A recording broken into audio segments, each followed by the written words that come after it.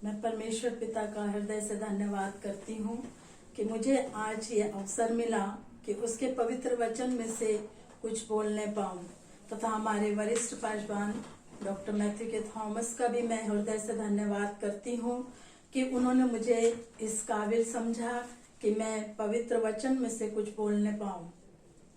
आइए हम वचन को शुरू करने से पूर्व हम एक प्रार्थना करेंगे। हमारे महान जीवित दयालु पिता परमेश्वर, तेरे नाम की स्तुति और महिमा करते हैं प्रभु, आज के इस दिन के लिए प्रभु जी, जो ये अवसर मिला पिता परमेश्वर, जो वचन पिता परमेश्वर यहाँ पर हम बोलने जा रही हूँ खुदावन, तू सहायता और मदद करना प्रभु जी। ये वचन लोगों के जीवन के लिए एक उत्तम वचन ठहरने पाए और पिता इसके द्वारा लोग आशीषित होने पाए। हर एक बातों के लिए हम तुझको हृदय से धन्यवाद देते प्रभु जी।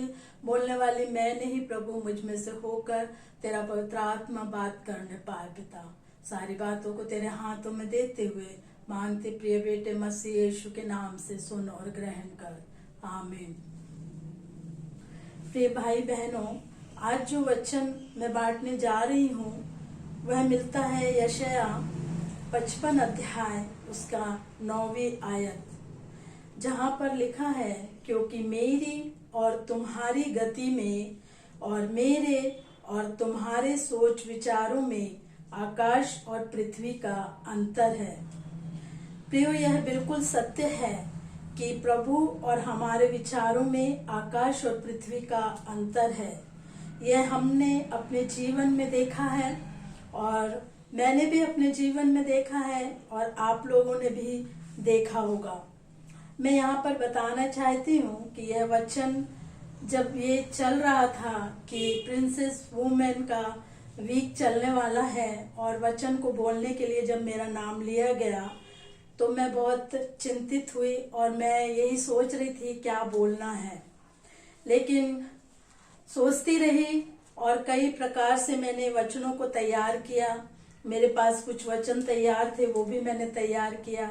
मैंने सोचा कि विश्वास के ऊपर बोलूं, परंतु जब मैं विश्वास के ऊपर तैयार की मैं सेटिस्फाइड नहीं हुई। उसके बाद मैंने सोचा कि कुछ ऐसी स्त्रियों के बारे में बोलूं जो बहुत विश्वास करने वाली हूं, परंतु उस पर भी नहीं हुआ। पर एक दिन जब रात में मैं प्रार्थना करने बैठी और मैं प्रभु से प्रार्थना की कि प्रभु तू मुझे बता मुझे क्या बोलना है और अपना वचन मुझे दे। प्रार्थना करते वक्त मेरे सामने पवित्र आत्मा ने ये वचन को रखा और ये वचन मिलने के बाद भी मुझे समझ में नहीं आ रहा था कि मतलब मैं कैसे इस वचन को बोलूं कि प्रभु के विचार और हमारे विचार में आकाश और पृथ्वी का अंतर है। परंतु फिर जैसे जैसे मैं इस पर विचार करने लगी तो मुझे परमेश्वर ने आगे कुछ बातों को बताया। तो प्रियो, सचमुच में हम जानते हैं कि परमेश्वर के विचार और हमारे विचार में बहुत अंतर है। और जब मुझे यह मिला तब मैंने प्रभु को धन्यवाद दी, जिसके लिए और इस बात के लिए कि प्रभु ने मुझे एक अच्छा और सुंदर वचन दिया है। यहाँ पर जब प्रभु मुझे कुछ स्त्रियों के विषय में बताया कि उनके विचार और परमेश्वर के विचार में कितना अंतर है। अगर ये विषय के बारे में हम गहराई से नहीं सोचते हैं तो यह विषय मुझे और आपको कोई सुख नहीं दे सकता। मैं यहाँ पर कुछ स्त्रियों के विषय में बताना चाहूंगी कि उन स्त्रियों के और प्रभु यहोवा के विचारों में कितना अंतर है। सबसे पहले हम देखेंगे सारा के विषय में, जो पाया जाता है उत्पत्ति 18:9 से 14, जहां पर लिखा है, पहली आयत में लिखा है कि अब्राहम को यहोवा ने दर्शन दिया। 3 पुरुष उसके सामने खड़े थे और अब्राहम ने उनके लिए जल एवं रोटी की व्यवस्था किया। यह आप सबों को पता है, पर 9 से 14 पद में उन्होंने अब्राहम से पूछा, तेरी पत्नी सारा कहाँ है? उसने कहा, तंबू में है। उसने कहा, मैं बसंत ऋतु में निश्चय तेरे पास आऊंगा और तेरी पत्नी सारा के एक पुत्र उत्पन्न होगा। सारा तंबू के द्वार पर जो अब्राहम के पीछे था सुन रही थी। अब्राहम और सारा दोनों बहुत बूढ़े थे। सारा का मासिक धर्म बंद हो गया था, इसलिए सारा हंसकर कहने लगी, मैं तो बूढ़ी हूँ, मेरा पति भी बूढ़ा है, तो क्या मुझे यह सुख होगा? यहोवा ने अब्राहम से कहा, सारा यह कहकर क्यों हंसी कि क्या मेरे जो इतनी बूढ़ी हो गई हूँ सचमुच एक पुत्र उत्पन्न होगा? ये सारा ने सोची, पर यहाँ पर सारा के लिए सोचना जो था वो बिल्कुल अलग था, और सारा ने जो विचार की उसका विचार परमेश्वर के विचार से बिल्कुल नहीं मिलता था, क्योंकि परमेश्वर ने सारा के लिए एक अलग ही विचार किया, एक अलग ही उसने उसके लिए सोचा। सारा का सोचना गलत इसलिए नहीं था क्योंकि वह सच में बूढ़ी थी और उसका पति भी बूढ़ा था, तो उसके लिए बिल्कुल असंभव बात थी कि ये नहीं हो सकता। हाँ प्रियो, हम अपने जीवन में भी कभी कार्यों की योजना बनाते हैं, पर कभी या तो वह कार्य पूरा नहीं होता है या फिर उस कार्य में देर हो जाती है, और हम जो सोचते हैं कि हम ऐसा करेंगे वैसा करेंगे, परंतु हमारी सोच से कुछ अलग ही हो जाता है, और वह बहुत अच्छा जब होता है तो वह बहुत अच्छा होता है। कभी कभी हम जो विचार करते हैं उस विचार में हम कभी मुकर जाते हैं। क्यों मुकर जाते हैं? क्योंकि हमने सोचा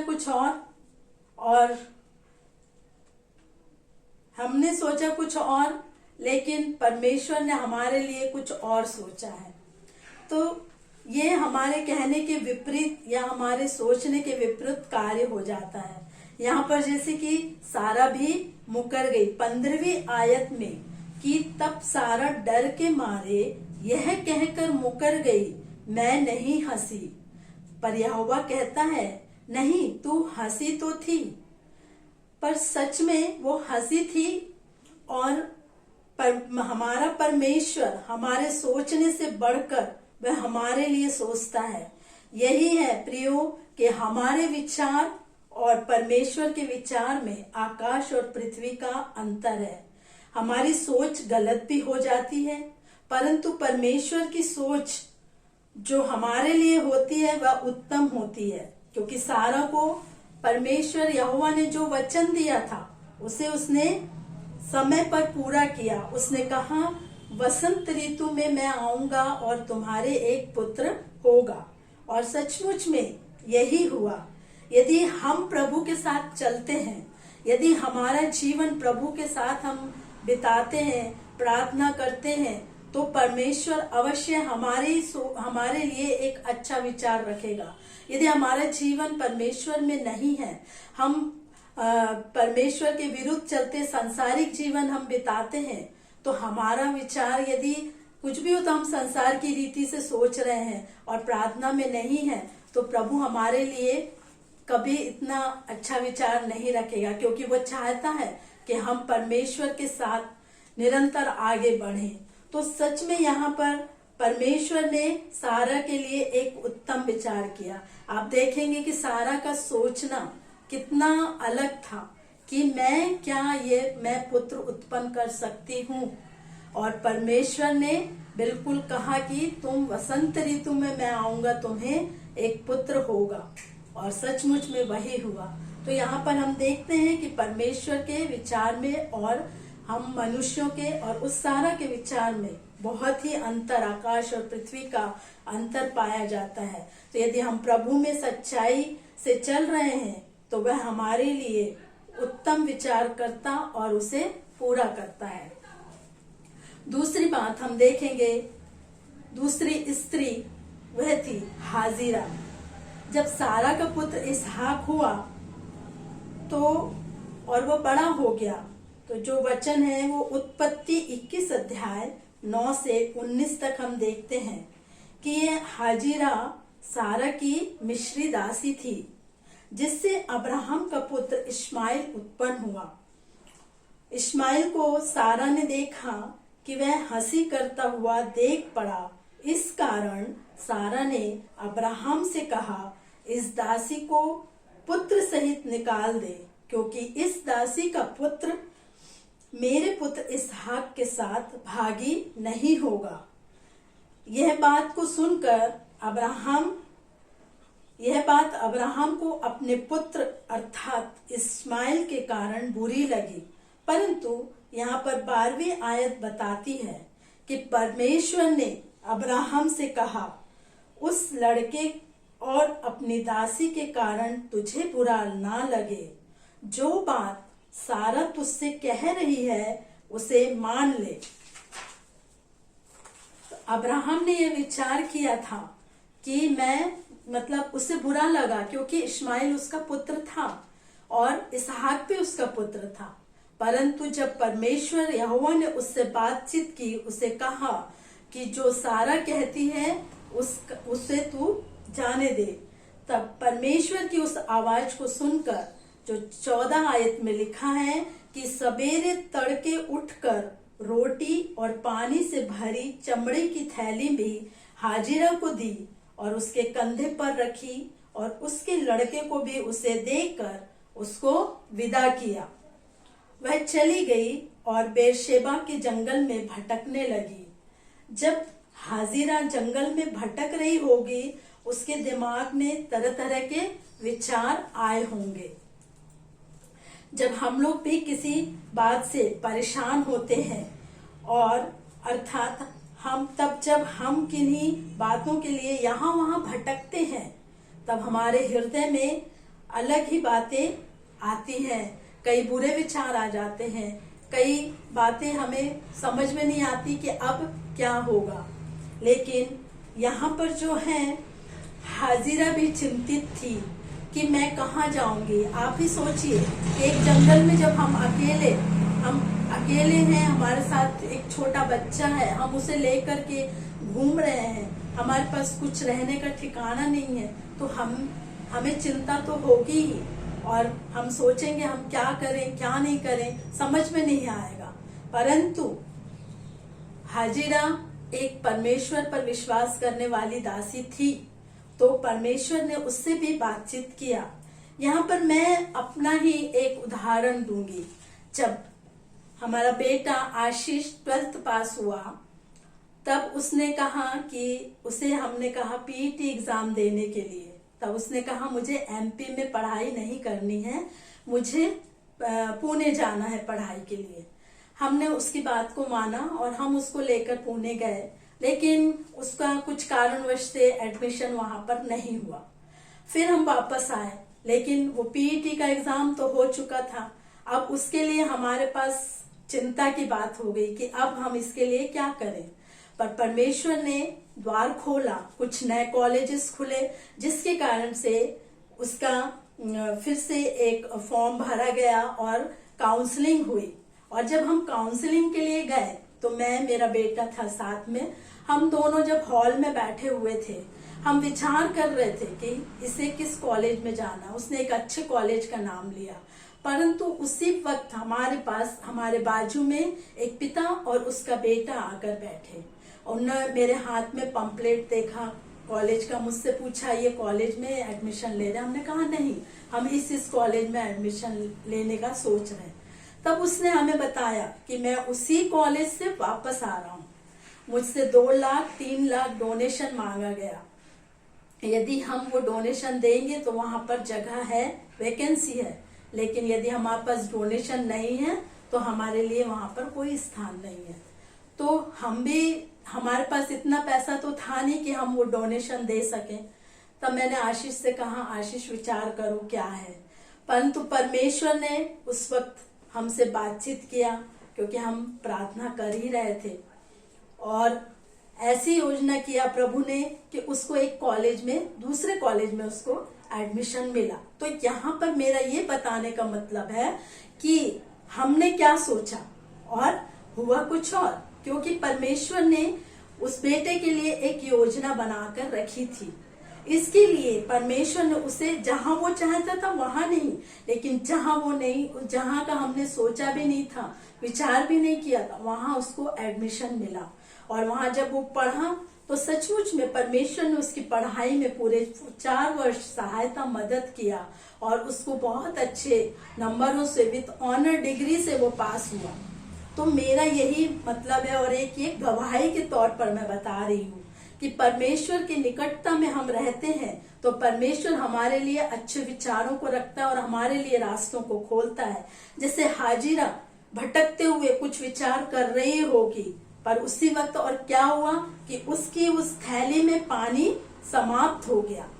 अब हाजिरा के लिए और भी चिंता की बात हो गई, क्योंकि लड़के के लिए पानी का जंगल में कोई व्यवस्था नहीं थी। तब वह सोचने लगी कि क्या करेगी वो, और उसके मन में बहुत बुरे ख्याल आने लगे। आप देखिए हाजिरा का विचार को वह कितना बड़ा विचार करके परेशान थी कि अब मुझे अपने लड़के की मृत्यु ही देखना पड़ेगी। और उस लड़के को एक झाड़ी के नीचे उसने छोड़ दी। वहां भी उसके अंदर एक डर आया था, जिस प्रकार सारा के अंदर डर के मारे वो मुकरी, लेकिन यहाँ पर हाजिरा को ये डर था कि मैं अपने बच्चे की मृत्यु कैसे देखूंगी। सच बात है कि एक माँ अपने बच्चे की मृत्यु को देखने के लिए बड़ी चिंतित हो जाती है, दुखी हो जाती है, कैसे देखेगी अपने बच्चे की मृत्यु को। यह सोचकर उसने उस झाड़ी के नीचे उसको छोड़ दी और खुद अपने आप से उस तीर के भर के टप्पे पर दूर जाकर उसके सामने यह सोच कर बैठ गई, मुझको लड़के की मृत्यु देखनी ना पड़े। और यहाँ पर हाजिरा का विचार था कि मृत्यु ना देखनी पड़े, पर 15 और 16वीं आयत में लिखा है, और चिल्ला चिल्ला कर रोने लगी। अब यहाँ पर उसका विचार कुछ और था, परंतु 17वीं आयत में परमेश्वर ने उस लड़के की पुकार को सुना। परमेश्वर ने उस लड़के की सुनी और स्वर्ग से परमेश्वर के दूत ने हाजिरा को पुकार के कहा, हे हाजिरा, तुझे क्या हुआ? मत डर, क्योंकि जहां तेरा लड़का है वहां से उसकी आवाज परमेश्वर को सुन पड़ी, क्योंकि परमेश्वर उस लड़के से एक बड़ी जाति बनाऊंगा कहता है। और फिर उसे कुआं दिखाई दिया। एक तो उसके अंदर डर था, वो डर को परमेश्वर ने उसको पुकार कर कहा कि तू मत डर। दूसरी बात ये कि उसकी आंख खुली, और जैसे ही उसकी आत्मिक आंख खुली तो उसे वहीं पास पर एक कुआं दिखाई दिया और उसने पानी लेकर लड़के को पिलाया। प्रियो, यहाँ पर हाजिरा अपने विचार में सोच ली थी कि अब मेरा लड़का मर जाएगा, परंतु वह नहीं जानती थी कि उस लड़के के लिए परमेश्वर का विचार कुछ अलग ही है। यहाँ पर भी हाजिरा के सोचने में और परमेश्वर के सोचने में आकाश और पृथ्वी का अंतर है। उसने सोची मेरा बेटा मर जाएगा, लेकिन परमेश्वर ने क्या कहा? उसके लिए परमेश्वर ने कहा मैं इससे एक बड़ी जाति बनाऊंगा। इसलिए परमेश्वर ने उसको मरने से बचा लिया और उस कुआं को दिखाया ताकि उस बच्चे को वो पानी पिला सके। तो इस प्रकार से यहाँ पर भी हम देखें तो हाजिरा ने परमेश्वर की पुकार को सुनी। हाजिरा जरूर मन में प्रार्थना कर रही होगी और परमेश्वर ने उसके उस रोने को सुना, उसके आंसू को देखा और उसके बेटे के लिए रास्ता खोला और दिखाया, पानी को दिखाया और पानी उसने पिलाई। तीसरी बात हम देखेंगे, मार्था और मरियम, ये 2 बहनें थीं और इसकी कहानी भी आप लोग जानते ही होंगे। ये दोनों लाजर की बहन थी। लाजर की कहानी आप सब जानते हैं। यूहन्ना 11 अध्याय में दिया है कि यीशु ने कैसे लाजर को जीवित किया, पर मैं आपका ध्यान उस आयत पर ले जाना चाहती हूँ। यूहन्ना 11 21 से 25 की ओर, जहां पर मार्था ने यीशु से कही कि हे प्रभु, यदि तू यहाँ होता तो मेरा भाई कदापि ना मरता। और अब भी मैं जानती हूँ कि जो कुछ तू परमेश्वर से मांगेगा परमेश्वर तुझे देगा। यीशु ने उससे कहा, तेरा भाई फिर जी उठेगा। मार्था ने उससे कहा, मैं जानती हूँ कि अंतिम दिन में पुनरुत्थान के समय वह जी उठेगा। इन वचनों को आप देख सकते हैं कि मार्था का विचार कैसा है। वह क्या सोचकर यीशु से कह रही है। उसे यह नहीं पता कि यीशु उसके सोचने से भी बढ़कर उसके लिए करने जा रहा है। मार्था ने सोचा कि हाँ, ये तो जीवित होगा, कब? पुनरुत्थान के समय में। लेकिन वो ये नहीं जानती थी, इतना विश्वास रखने वाली, इतना प्रभु के निकट रहने वाली, और जो यीशु मसीह इस परिवार से बहुत प्यार करने वाला था, तब भी उसका विचार ये नहीं हुआ कि परमेश्वर यीशु मसीह उसके लिए क्या करने जा रहा है। उसने कहा हाँ प्रभु, पुनरुत्थान के समय वह जीवित होगा।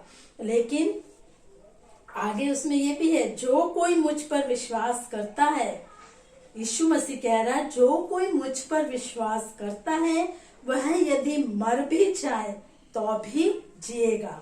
इन बातों को भी वह नहीं समझ पाई। इसी प्रकार मार्था, जो यीशु से कह रही थी, उसकी बहन मरियम ने भी यीशु से कही, जो यूहन्ना 11:32 में है, कि वह उसके पांव पर गिर पड़ी और कहा, हे प्रभु, यदि तू यहाँ होता तो मेरा भाई ना मरता। यहाँ पर यीशु उदास हुआ क्योंकि वह लाजर से बहुत प्रेम करता था। यूहन्ना 11:35 में लिखा है, वह रोया। और आगे आप जानते हैं कि उसने लाजर को जीवित किया। पर मेरा विषय यह है कि हमारे सोच विचार और प्रभु के सोच विचार में आकाश और पृथ्वी का अंतर है। यहाँ पर मार्था और मरियम के विचार कुछ और थे, और दोनों ने ही एक ही प्रश्न यीशु मसीह से कहा कि यदि तू यहाँ होता तो मेरा भाई ना मरता। और यीशु मसीह का विचार उन दोनों के लिए, उस परिवार के लिए, लाजर के लिए कुछ और था। वह उन तीनों से प्रेम करता था, और इस प्रेम के कारण वह लाजर की मृत्यु पर रोया, परंतु उसने उसे जिलाया भी। जब यीशु लाजर की कब्र से पत्थर हटाने के लिए कहा, तब देखिए आप, मरियम ने अपनी सोच विचार को प्रकट करते हुए क्या कही कि उसे मरे 4 दिन हो गए हैं, यानी मर के 4 दिन हो गए हैं, तो अब तो वह सड़ गया होगा, उसकी हड्डियां, उसके सब मतलब बास आती होगी, ऐसा सोचकर उसने कही। लेकिन यूहन्ना 11 अध्याय के 39 में लिखा है, 39 और 40 में लिखा है कि यीशु ने मरियम से कहा, ये मैंने तुझसे नहीं कहा था कि यदि तू विश्वास करेगी तो परमेश्वर की महिमा को देखेगी। यीशु मसीह उसे याद दिला रहा है कि मैंने तुझसे नहीं कहा था क्या, कि तू यदि विश्वास करेगी तो मेरी महिमा को देखेगी। और सचमुच में प्रभु यीशु ने अपनी महिमा को वहां पर दिखाया। पर यीशु मसीह का विचार मरियम पर, प्रभु यीशु मसीह अपना विचार मरियम पर प्रकट करते हुए ये बात को कहा। और यहाँ पर देखें तो मरियम और मार्था, यीशु से प्रेम करने वाली, उस पर विश्वास करने वाली, मरियम के विचार और प्रभु यीशु के विचार में अंतर है। प्रियो, आज हमें जानना है कि परमेश्वर हमारे लिए क्या विचार करता है, हमारे और प्रभु के विचार में क्या अंतर है। क्योंकि हम सोचते हैं कि अपने जीवन में, परिवार में कुछ काम करने की सोचते हैं। जैसे हमारे ही परिवार में हम अपनी बेटी की मैरिज के लिए 2015 में हमने सोचा था कि हम उसकी मैरिज करेंगे, परंतु हमारे विचार और परमेश्वर का विचार फिर यही आता है कि हम हर इंसान के लिए, हर मनुष्य के लिए परमेश्वर ने जो योजना रखी है उसके ही अनुसार होता है। तो हम यही सोचते रहे, परंतु उस समय उसकी मैरिज नहीं हुई। हम प्रार्थना करते चले आ रहे थे, हमारे परिवार के लोग, हमारे रिश्तेदार, हमारी कलीसिया के लोग, सब लोग उस बेटी के लिए प्रार्थना करते रहे, परंतु वो हमारा विचार था 2015 में करने का, परंतु वो 2019 में हुई शादी।